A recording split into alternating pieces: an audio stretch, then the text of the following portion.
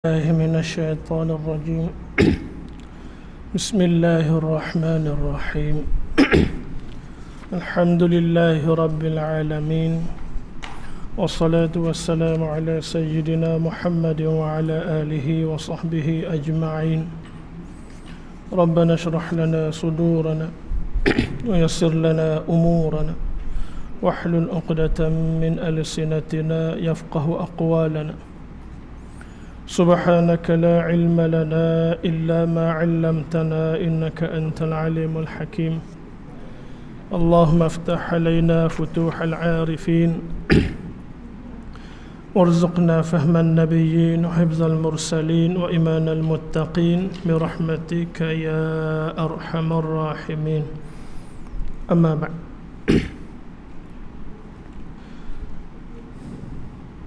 Assalamualaikum warahmatullahi wabarakatuh. Alhamdulillah, tuan-tuan, puan-puan, ayah-ayah, ibu-ibu yang dirahmati oleh Allah Subhanahu wa taala. Kita bersyukur pada Allah malam ni dapat kita sama-sama berada di sini untuk kita sama-sama menghidupkan rumah Allah Taala dengan solat berjemaah, dengan zikir, munajat kita dan juga dengan majlis ilmu. InsyaAllah malam ni kita akan sambung lagi perkongsian kita dalam kitab kita Hidayatus Sibyan fi Ma'rifatil Islam wal Iman ini, yang mana kita masuk pada fasal membicarakan tentang azan dan juga iqamah. Azan dan iqamah. Pada kuliah yang lepas kita selesai membicarakan tentang syarat-syarat untuk melakukan azan dan iqamah. Jadi pada malam ni kita masuk pada disyaratkan bagi lafaz bang dan qamat itu 5 perkara.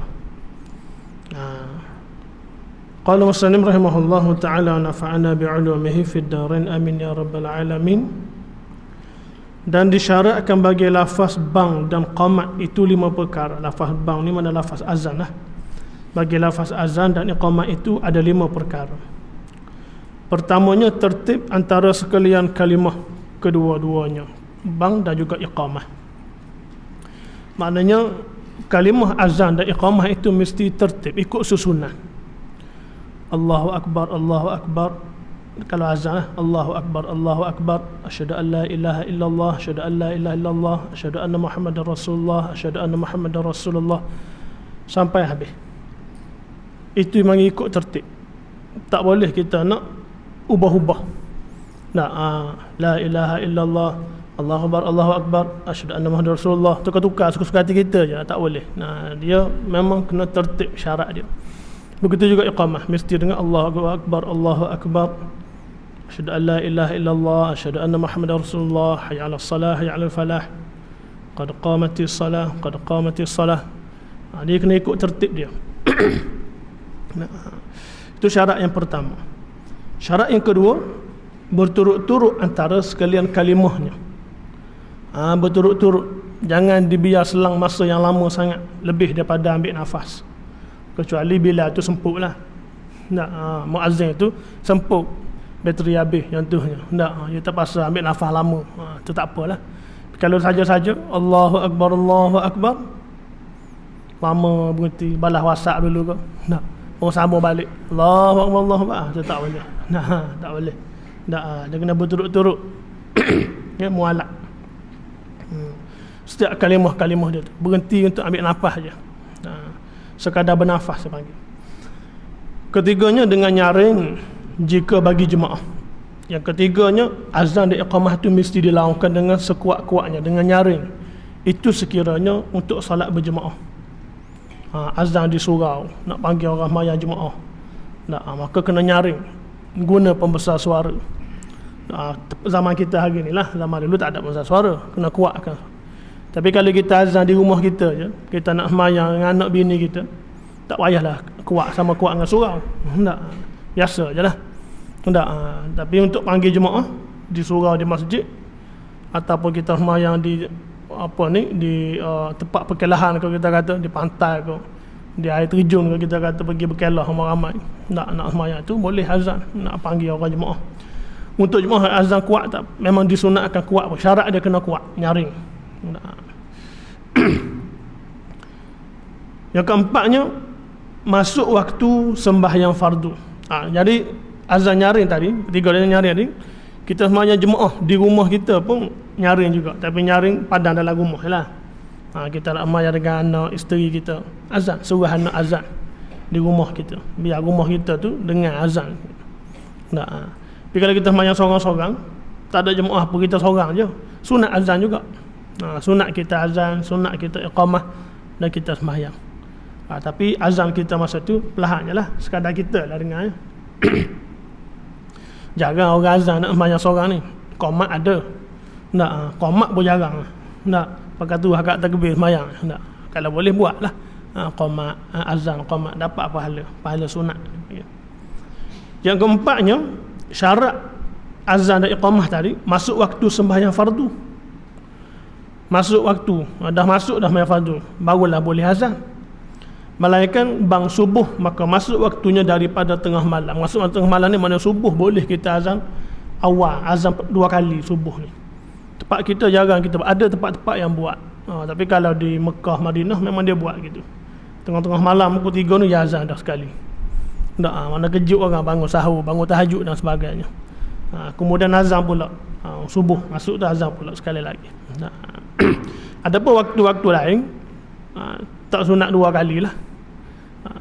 Cuma dalam Jumaat itu selepas pada zaman Nabi dibuat. Tak saya zaman Sayyidina Abu Bakar ke zaman Sayyidina Osman, tak ingat saya. Dua tu lah. Yang zaman Sayyidina Osman bin Affan rasanya, yang buat azan 2 kali. Azan 2 kali. Azan pertama tu persediaan untuk orang yang sedang berniaga, bekerja apa semua, untuk bersiap-siap datang sembahyang Jumaat. Kemudian azan kedua tu barulah orang dah kumpul lagi barulah azan. Jadi itu bagi Jumaat lah. Sampai ke hari ni lah di Mekah, di Madinah pun azan 2 kali juga dia pun. Yang kelimanya, ketiadaan dihubung akan dia atas bank orang lain. Orang ni azan, lepas tu semput ke turun lama, kita naik azan lain pula lah. Jangan lagi sambung pula azan dia tu, sama azan lain pula. Dan ditambah pada iqamah, pada qamat, ketiadaan penceraian yang panjang pada uruf antaranya dan antara sembahyang. Syarat qamat ni tambah sikit pada azan. Syarat qamat sama je 5, cuma sama macam azan tadi, cumanya tambah satu lagi, iaitu lepas pada qamat dengan sembahyang tu jangan ada perceraian yang lama. Kalau sembahyang siap dah, sembahyang kita jangan buat gitulah. Maknanya lepas qamat tu terus takbir je. Imam hanya betulkan saf, rapatkan saf, lepas tu terus takbir. Jangan lama sangat. Baik, itu syarat, 5 syarat pada bang dan juga qamat. Dan sunat keadaan orang yang bang dan qamat itu elok suaranya dan deras ia. Deras ni kuat lah suara dia. Sunat sahaja bagi orang yang nak melakukan azan di qamat tadi, suaranya sedap didengar. Dan juga kuat, nyaring. Mana kalau dia azan tu puas hati lah, 30 km boleh dengar. Contohnya. Maknanya sedap suara dia. Dah kuat, nyaring. Itu sunat sahaja. Bukanlah maknanya kalau kita kata suara kita tak sedap pakai tak azan terus nak nanya. Dalam kampung tak ada siapa mengaku sedap pakai tak azan lah dia. Jadi maknanya kalau boleh, kalau ada yang bagus suaranya, eloklah bagi kat dia lah. Sebab tu kebanyakan muazzin di Malaysia ni kebanyakannya semua qori lah. Semua qori. Semua qori. Kalau cek background biasanya kaki taranum belaka lah. Kalau di belah-belah Kelantan tu muazzin tu biasanya wakil negeri, wakil kebangsaan.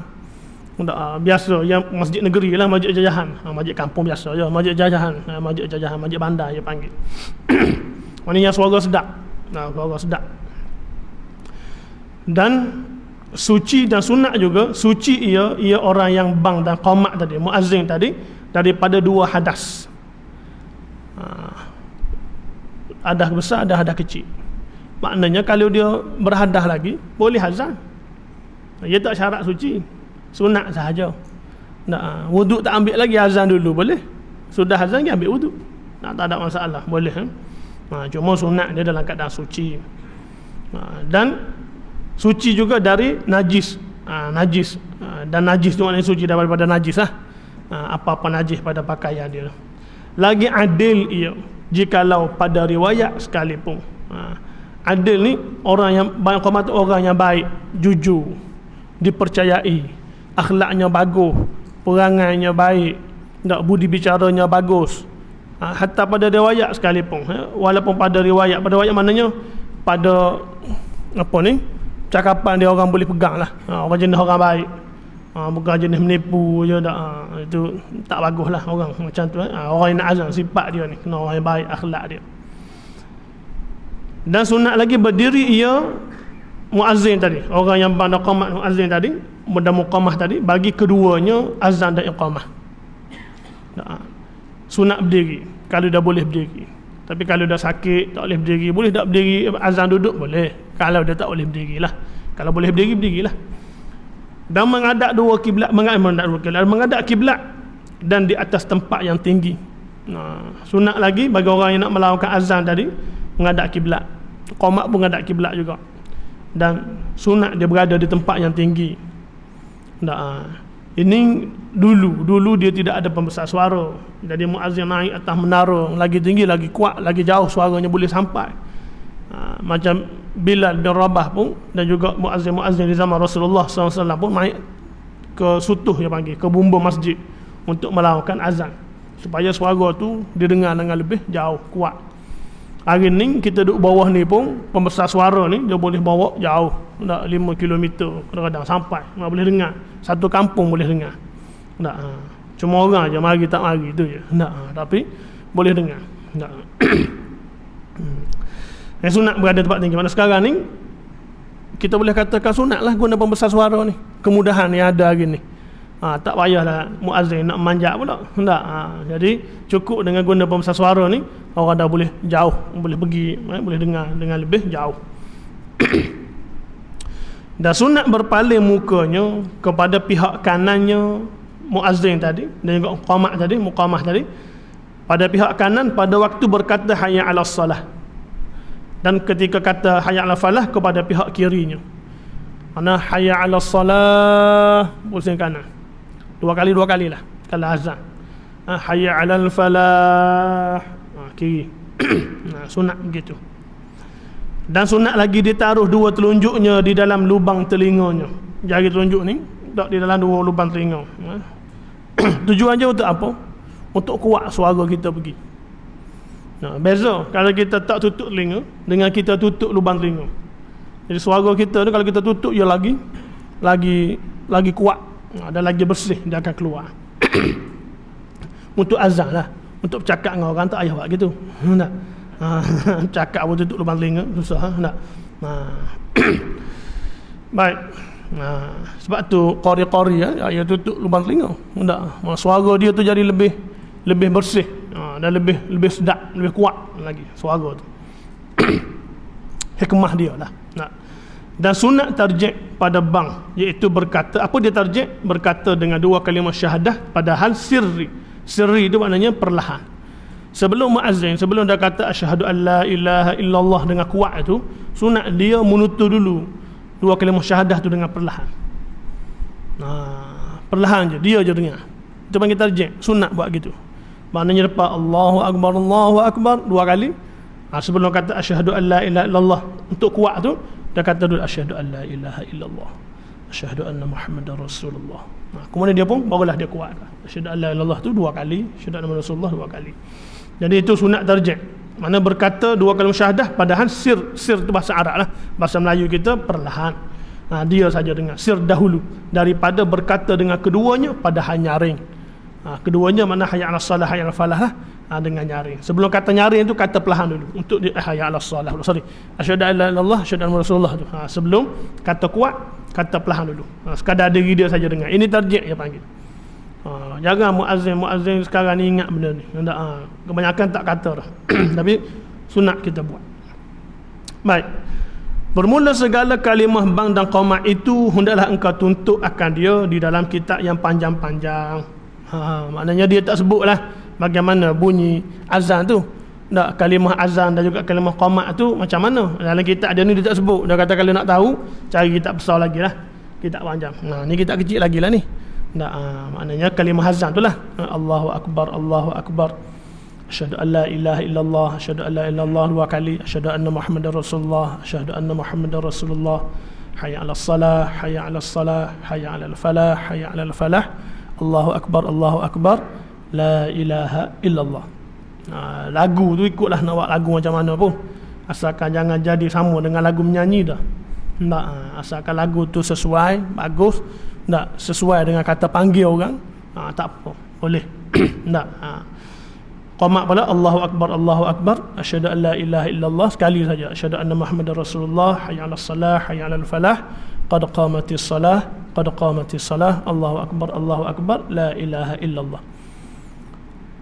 Cuma pada azan subuh kita tambah sikit. Kita tambah as-salatu khairun minan naum lepas pada hayya 'alal falah 2 kali. Pada qamat, qad qamatis salah ni ada orang sambung, tengah muazzin dia sambung, qad qamatis salatu, qad qamatis salah. Betul, boleh juga sambung. Cumanya baris dia. Baris dia yang betul, qad qamatis salatu, qad qamatis salah. Ada orang sambung qad qamatis salati, qad qamatis, ti qad tu salah. Qad qamatis salatu, qad qamatis salah. Tu betul. Tak, kalau ti tu salah. Salah. Berdosa ke? Tak berdosa. Tapi kalau orang pandai bahasa Arab, dia gelak lah. Tak. Yang kata pelik ni. Tak. Mana salah. Dia sudut tata bahasa tu tak betul. Tak betul. Tak. Qad qamatis salatu, qad qamatis salah. Qad qamatis salah tu yang pertama tu, qad qamat as-salatu, qad qamatis salah. Betul lah. Tu. Sebab dia iltiqa'us sakinain lah tu. Dia dua-dua mati, jadi dia masukkan huruf kasrah begitu, qad qamatis salah. Tak, sebab sepahnya hamzah wasal kan. Tapi kalau qad qamatis salah tu, yang dari yang depan tu salatu qad qamatis salah. Kita kena tu. Memang tu situ. Baik. Syahdan tambahan lah ni. Sunat bagi orang yang mendengar bang dan qamat itu menjawab seperti barang yang berkata oleh keduanya, iaitu muazzin dan juga muqamah. Sunat bagi orang yang mendengar azan dilaungkan dan juga iqamah dilaungkan, sunat kita pun kata macam mana muazzin kata. Ini sabit dalam hadis Nabi sallallahu alaihi wasallam sendiri. Maksud hadis Nabi kata apabila dengar azan, maka katakanlah, jawablah sebagaimana yang dikata oleh muazzin. Muazzin kata Allahu akbar lah kita. Asyhadu an la ilaha illallah, asyhadu an la ilaha illallah lah kita. Kecuali pada hayya 'alas salah. Seperti dia kata kecuali pada hayya 'alas salah, melainkan pada lafaz hayya 'alas salah dan hayya 'alal falah, maka dijawab daripada kedua-duanya dengan la haula wala quwwata illa billahil aliyyil azim. Apabila muazzin kata ataupun muqamah kata hayya 'alas salah, hayya 'alal falah, masa tu kita kata la haula wala quwwata illa billahil aliyyil azim. Adapun pada Allahu akbar, pada asyhadu an la ilaha illallah, asyhadu anna rasulullah, sama saja. La ilaha illallah pun sama saja. Tak, kecuali pada hayya 'alas salah tadi dengan hayya 'alal falah tadi. Begitu juga pada sembahyang subuh, melainkan pada melainkan pada as-salatu khairun minan naum. Ini pada azan subuh. Pada azan subuh, muazzin akan tambah as-salatu khairun minan naum. Dia tambah. Sembahyang tu lebih baik daripada tidur. Tu makna dia. Kalau dah dia terjemuh bahasa Melayu, ramai orang mari sembahyang. Kena sebijik tepek-tepek atas muka dah. Maknanya sembahyang tu lebih baik daripada tidur. Maka masa tu kita yang dengar ni jawab daripadanya dengan sadaqata wa barirta. Sadaqata wa barirta. Benar. Benar kau ya Allah. Benar. Benar dan baiklah kau. Betul lah. Dan melainkan pada lafaz qad qamatis salah, begitu kepada qamat. Bila kata muqamah kata qad qamatis salatu, qad qamatis salah. Kita pun jawab daripadanya aqamahallah wa adamaha ma damatis samawati wal ard wa ja'alani min salih ahliha. Itu jawapan bagi qad qamatis salah. Besar kelebihan dia ni. Nabi kata apabila dengar azan, maka katakanlah sebagaimana muazzin kata. Kemudian habis azan, selawatlah kepadaku. Nabi kata dalam satu hadis dia, Tak, habis azan tu Allahu Akbar, Allahu Akbar, la ilaha illallah, kita pun la ilaha illallah Muhammadur Rasulullah, Allahumma salli ala Muhammad wa ala ali Muhammad. Sawak dan Nabi. Nabi kata sawaklah padaku, kerana sesiapa yang sawak sekali padaku, Allah Ta'ala akan sawak 10 kali pada dia. Kemudian Nabi pun ajar kita baca doa. Kemudian bacalah doa selepas azan. Nabi kata mintalah kepadaku wasilah. Kerana sesiapa yang minta wasilah, maka dia berhak mendapat syafaat aku. Kita dalam maksud hadis Nabi tu. Jadi kita pun bacalah doa. Doa jawab azan ni ada 2-3 versi lah, tapi yang masyhurnya Allahumma rabb hadhihi ad-da'wati tammah. Lepas pada selawat tu Allahumma salli ala Muhammad wa ala ali Muhammad, terus Allahumma rabb hadhihi ad-da'wati tammah was salatil qa'imah ati sayyidina Muhammadan al-wasilah. Wasilah tu Nabi tu minta wasyarafa wad darajatal aliyatar rafi'ah wa ba'athu al-maqamal mahmudan alladhi wa'adtahu innaka la tukhliful mi'ad. Wasilah ni apa, dalam satu huraian hadisnya mengatakan wasilah ni Nabi kata satu tempat yang tertinggi di syurga. Hanya seorang je boleh duduk tempat tu. Dan Nabi kata aku mengharap akulah orang yang berada di situ. Akan dipilih oleh Allah untuk berada di wasilah tadi. Jadi mintalah untukku, mana minta dengan Allah untuk dikurniakan kepada Nabi tu wasilah. Nabi janji orang yang minta untuk dia wasilah ni, minta dengan Allah supaya diberi wasilah pada Nabi ni.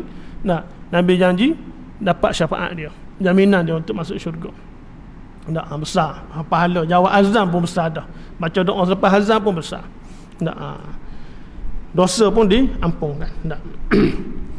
Dan tatkala selesai orang yang bang dan qamat daripada bangnya dan qamatnya, dan orang yang menjawab selesai daripada jawabnya, maka sunatlah bagi sekalian mereka itu membaca doa ini. Ada pun doa azan. Allahumma rabb hadhihi ad-da'wati tammah was salatil qa'imah آتِ سيدنا محمدا الوسيلة والفضيلة والشرف والدرجة العالية الرفيعة وبعثه المقام المحمود الذي وعدته إنك لا تخلف الميعاد. محمود الذي وعدته إنك لا تخلف الميعاد. Okey, itu adalah doa selepas pada azan. Adalah hadis sabit pun Nabi suruh baca doa ni. Dalam kitab Bidayahul Hidayah, Imam Ghazali dia baca lain sikit doa dia. Doa versi lain lah. Panjang lagi doa dia. Habis kita dalam membicarakan tentang perkara-perkara sunat yang dilakukan sebelum solat. Antaranya ialah azan dan iqamah. Sebelum solat sunat kita azan dan iqamah. Kalau tak azan tak iqamah, boleh tak kita solat? Boleh. Yang penting masuk waktu. Jangan tak masuk waktu. Tak masuk waktu tak sah lah solat tu. Melainkan solat qada lah. Jadi azan dan iqamah ni dia panggil syiar. Azan tu syiar Islam. Kena ada di dalam kampung tu orang yang melaungkan azan di satu tempat sembahyang jemaah, didirikan dia surau, masjid, musalla, madrasah, apa sajalah. Yang penting di kampung tu ada orang sembahyang jemaah. Orang tahu sembahyang jemaah didirikan di situ macam mana? Adanya laungan azan. Jadi khija muazzin ni khija mulia, tuan-tuan. Khija mulia. Sebab tu Nabi sebut dalam satu hadis dia, jikalau manusia itu tahu ganjaran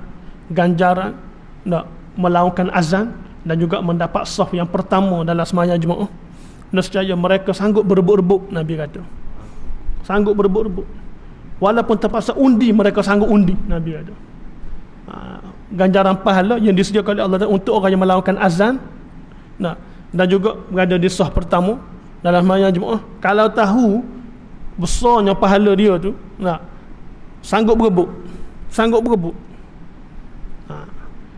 Nabi kata walaupun terpaksa mengundi, mereka akan sanggup mengundi. Dah berebut-rebut ni, pengurusi kata kita mengundilah. Siapa dapat nombor 1 sah pertama, nombor 2 sah kedua. Ngundi-ngundi nombor 10 dapat, sah 10 dia dapat. Sanggup mengundi. 5 waktu sembahyang, 5 waktu mengundi pun tak apa. Azan pun kita juga berebut-rebut penuh dalam bilik tu. Nak azan. Sampai kena mengundi. Mengundi. Sampai tahap tu pahala besar. Tapi boleh tak kita nak berebut gitu? Dia kalaulah surau masjid yang telah dilantik, ada dah orang dilantik menjadi muazzin, maka kita tak boleh ambil lah tempat dia. Tak boleh ambil lah. Tiba-tiba je pergi masjid negeri, masuk dalam bilik nak azan, tak boleh. Kenapa ni sampai azan? Saya nak pahala dia besar. Tak boleh. Tapi tempat yang tidak dilantik, Tidak ada siapa yang dilantik. Surau ni pun kalau ada dah dilantik imamnya, muazzinnya, dialah yang berhak layak. Tapi kita jangan dengki pula. Kita jangan dengki, asyik dia je azan. Tak. So aku pun sedap juga contohnya. Tak payah. Tak. Kita akan dapat pahala lain pula. Tak, sah pertama tak akan dapat. Tak dapat juga sah pertama, mari-mari sah kedua. Mari-mari sah kedua. Ada dah orang sah pertama. Tak. Kita bawa sejadah bentang masa sembahyang, dia sejadah bentang subuh, maghrib, isyak orang ambil. Dia sah depan dah dia. Tak. Mari-mari ada je sejadah dia. Tak. Macam mana ni nak contoh-contohlah, bukan sini contoh kata tak. Macam mana ni tak? Tak apa tuan-tuan. Jangan marah. Asyik orang tu je sah pertama, aku sah kedua. Tak. Yang penting kita usaha. Kita keluar daripada rumah kita awal, nak setengah jam lagi nak masuk waktu mari dah kita. Insya-Allah mudah-mudahan dapat sah pertama ni. Tak. Mari. Sejadah letak dah 3 baris dah. Kita dah kepak dah kita. Setengah jam lagi tak dapat lagi. Tak. Sejam lagi tak dapat lagi. Tak. Insya-Allah pahala dapat dah. Pahala dapat. Allah Taala ambil kira niat kita, azam kita tu. Yang penting kita usahalah. Macam kita pergi Masjidil Haram, Masjid Nabawi, bukan senang nak dapat sah depan sekali tu. Tak. Kita turun awal dah 2 jam, sejam sebelum waktu masuk tu kita pergi, penuh dah orang depan tu. Penuh dah. Nak mayang kononnya di belakang raudhah. Kadang-kadang tak dapat pun. Tak, duduk 2 minggu sana sekali tu pun mayang sunat. Lepas tu tak dapat pun. Tak, kadang-kadang lah. Tak ada orang rezeki dapat. Tak dapat. Tak, tapi kita turun tu, usaha kita nak dapat sah pertama. Niat kita dapat sah pertama, mari-mari tak dapat sah pertama. Insya-Allah Allah Taala bagi pahala sama dengan orang duduk sah pertama. Tapi turun tu menasabahlah. Dia orang komat baru start motor, memang tak dapat sah pertama. Tak. Dalam rumah jauh, tak. 3 km pada surau. Orang komat baru start motor. Start motor pula 4 kali baru hidup. Tak. Nak panas enjin pula 5 minit. Tak. Mari-mari. Tak dapat lah sah pertama memang pun. Tak. Bukan sah pertama, masbuk 3 rakaat tu. Tak.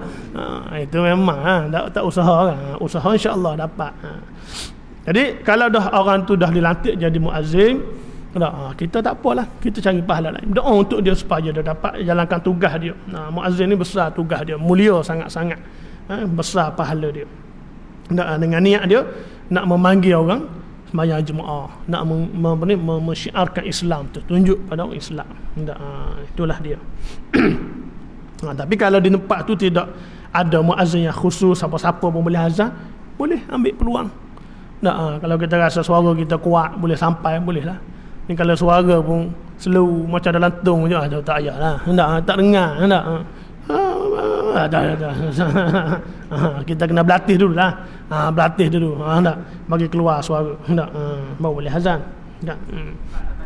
Ya, sila.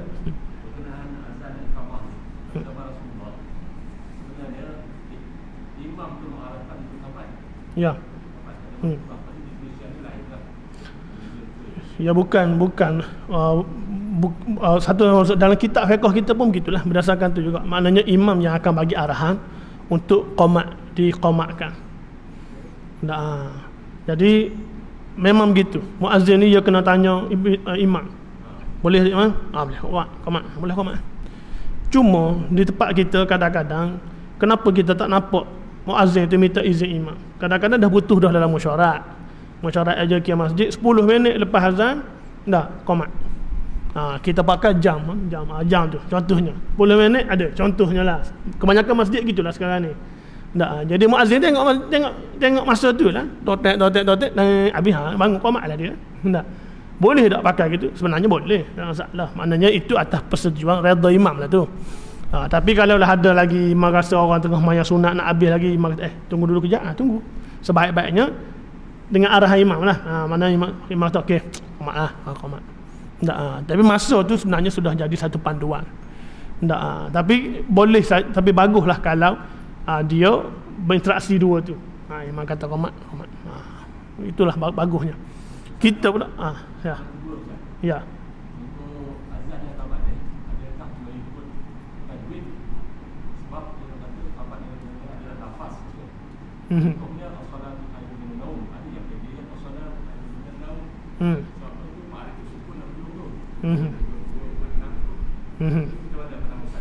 Naum tu maklim. Maklim naum. 246 juga.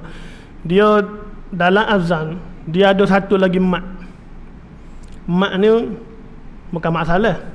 Dia panggil mak li ta'zim dia panggil. Mak li ta'zim.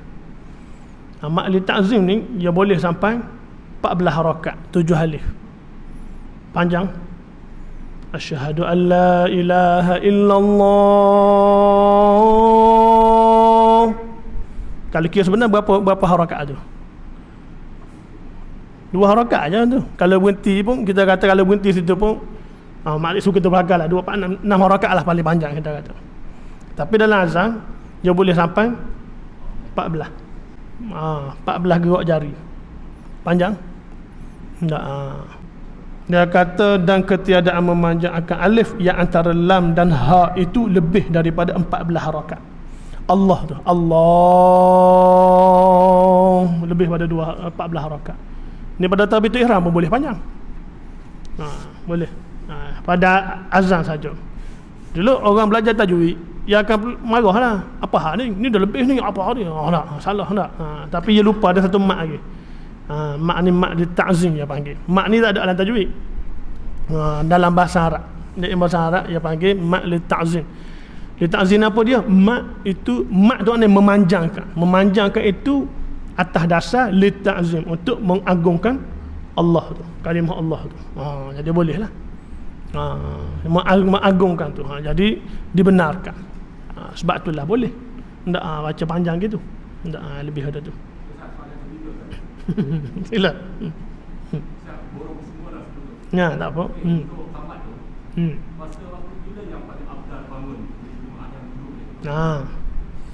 Waktu kita nak bangun tu ialah waktu habis qamat.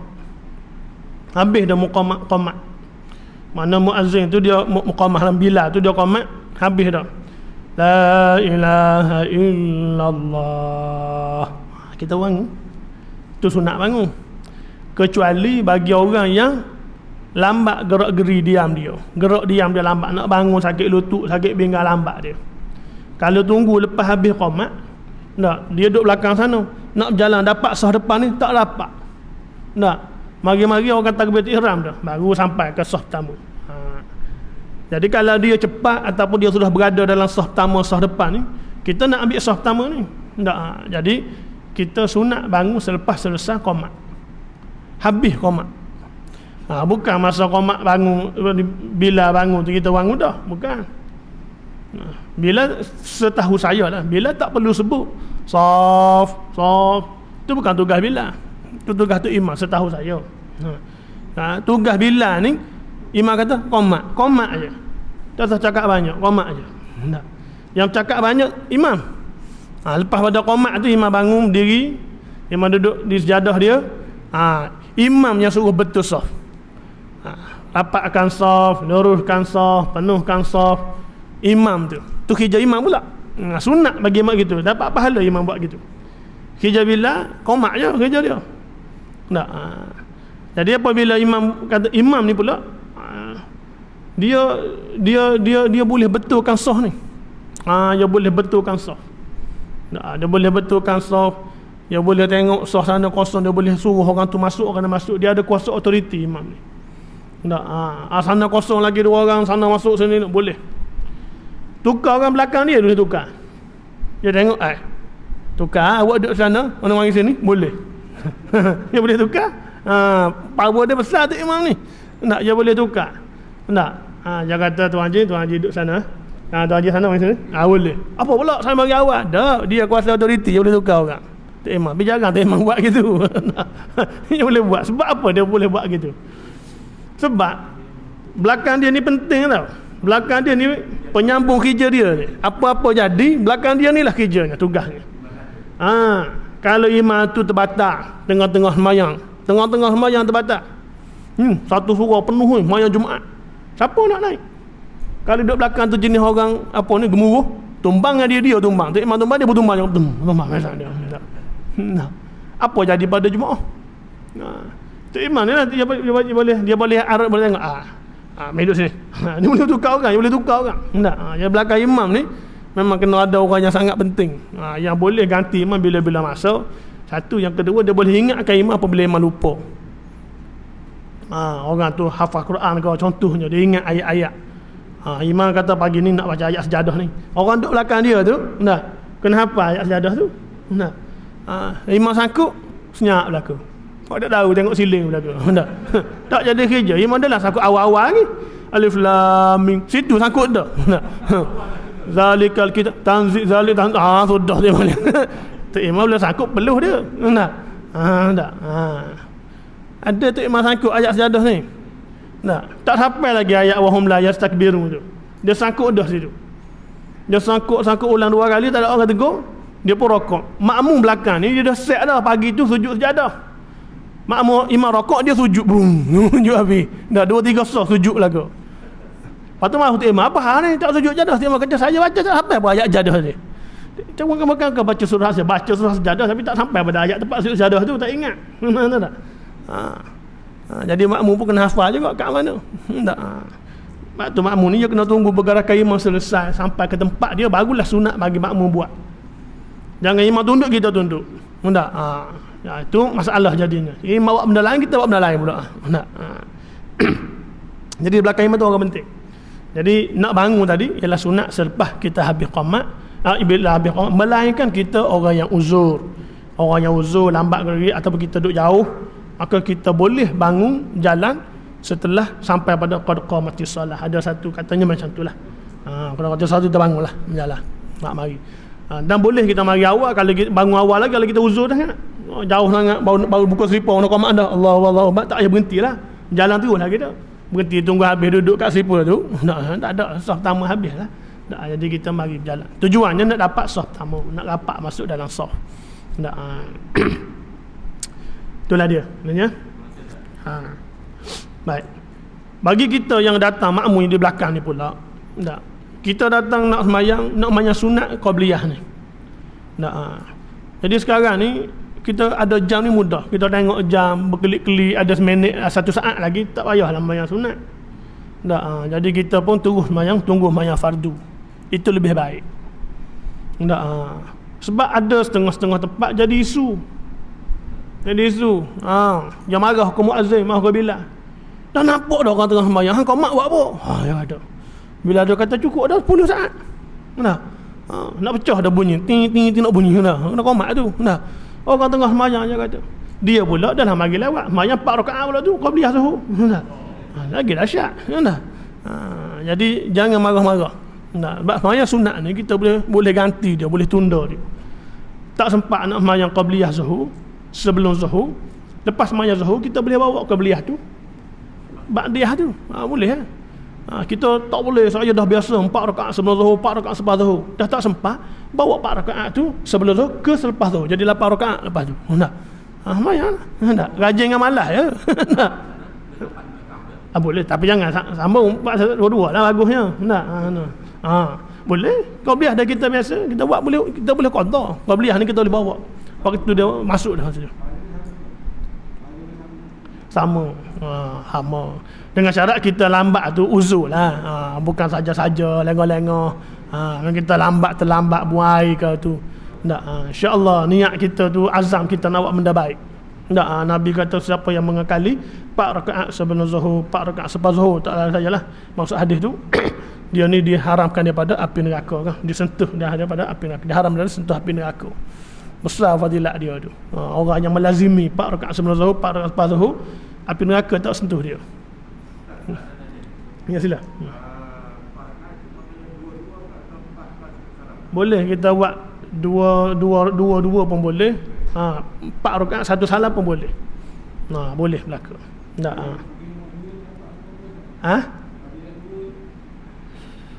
Saya tak pasti suruh fadilat tu, tapi harus boleh kita buat dua-dua. Nak buat dua-dua pun boleh, nak buat 4 pun. Tak macam 4 lah. Tak apa, sebab 2 rakaat tu muakkad. Nabi tak pernah tinggal 2 rakaat. 2 rakaat sebelum zuhur, 2 rakaat selepas zuhur, itu adalah muakkad. Muakkad ni Nabi tak pernah tinggal lah. Sentiasa buat. Adapun 2 rakaat lagi sebelum zuhur dan selepas zuhur 2 rakaat lagi tu, jadi 4 atau 2 lagi, dia panggil tidak muakkad. Tidak muakkad ni Nabi tidaklah sentiasa buat. Ada kalanya Nabi tinggal juga. Nabi buat 2 pun ada. Itu dia panggil ghairu muakkad dengan muakkad yang kita biasa dengar tu. Tapi orang kita ghairu muakkad tu tak buat langsung lagi tu. alah tak muakkad lah, tu tak buat. Contohnya sebelum maghrib. Sebelum maghrib ni masuk dalam kategori qabliyah maghrib tu ghairu muakkad, yang tidak muakkad. Ada setengah-setengah tempat tak buat langsung. Habis azan tu qomat tu.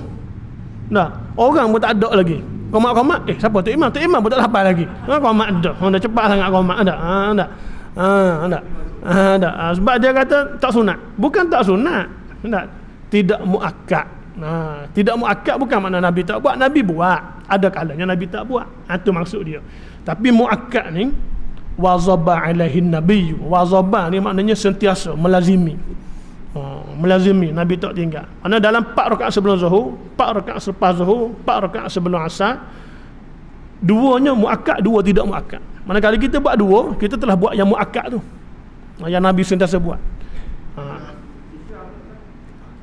Isya pun 4, tak saya dua je muakkad, dua tidak. Ingat saya gitulah. Sama dua-dua. Sebelum isya ke apa? Selepas isya. Isya sebelum isya 2 rakaat saja kan. Selepas isya tu 4 rakaat. 4 rakaat. Seingat saya gitulah. Tapi dua-dua muakkad ni dua-dua lah. Dia tak ada yang 4 tu. Setahu saya tak ingat, tak ada lah. Jadi 2 muakkad, 2 tidak muakkad. Kalau kita boleh buat 4 tu kira bagus lah. Cantik lah. Tak. Tu fadilat dia besar tu. Ya.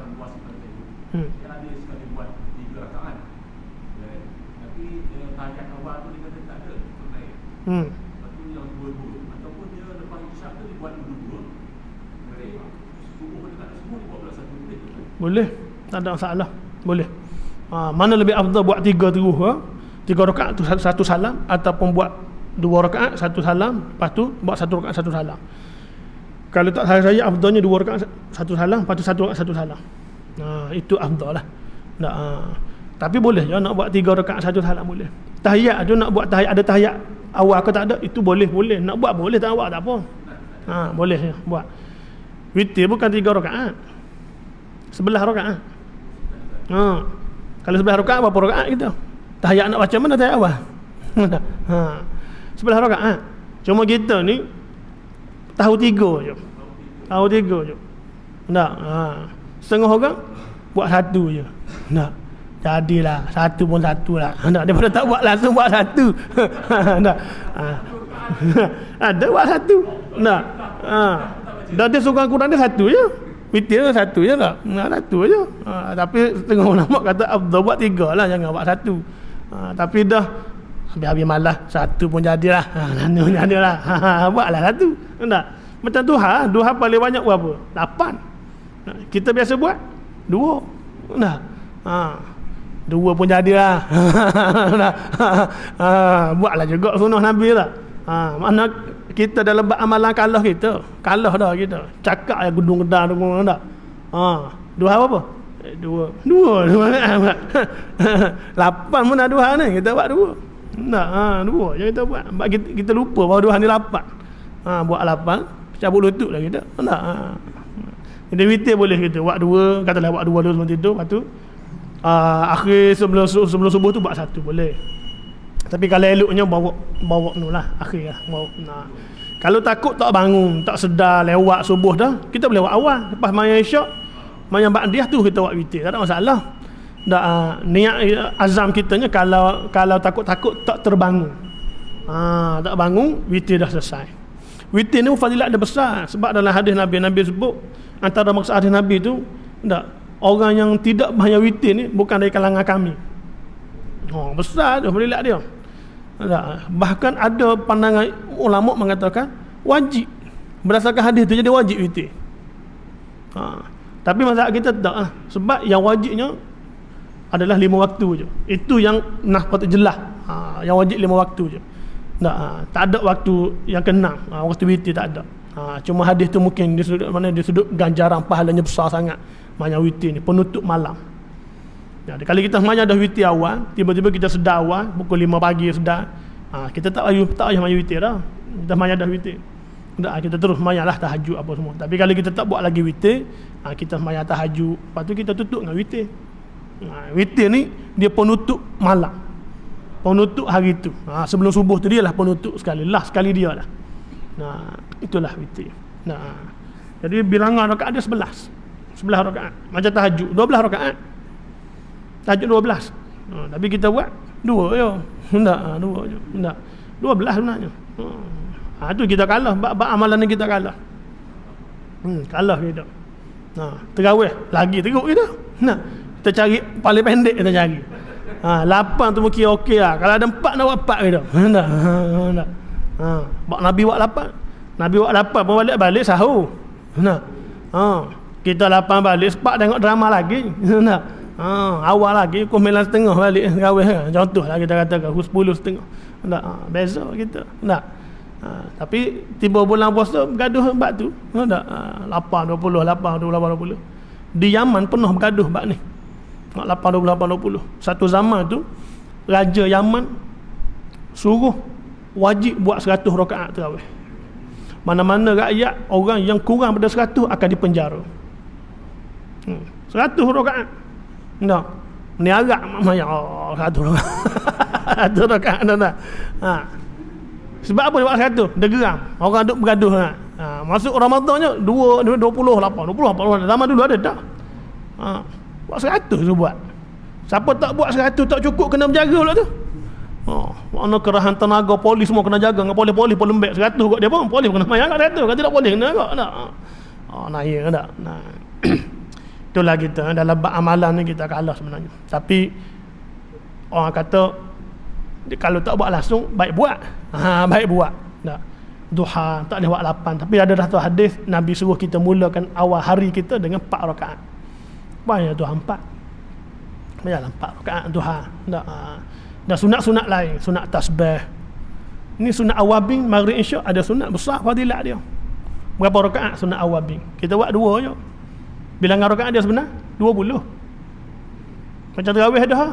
20 rakaat antara maghrib isyak. Tak. Tapi nak buat macam mana? Ada ustaz mari kuliah? Tak apalah, tak ada kuliah. Tak.